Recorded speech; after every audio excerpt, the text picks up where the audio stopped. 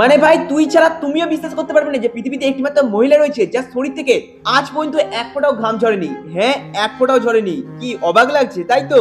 আর ওটা যদি আমরা বা তুমিও যদি একটুখানি যদি রোদে যাই তাহলে তো আমাদের শরীরে মানে কি বলবো পুরো অবস্থা খারাপ হয়ে যায়।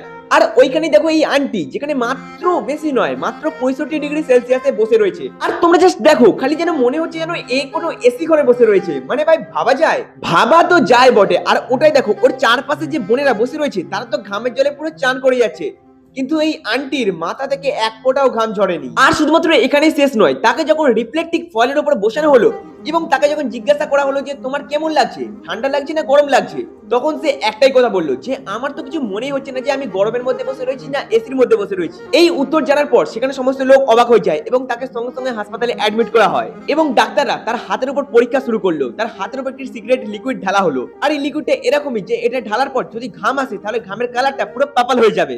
আর এই পাপাল কালারটা সাধারণ মানুষের হাতে মাত্র 3 মিনিটের মধ্যে চলে আসে, কিন্তু এই আন্টির ভাই 3 মিনিট ছাড়াও 3 ঘন্টা ছাড়ো পুরো 5 ঘন্টা পর এর হাতে ঘাম এসছে।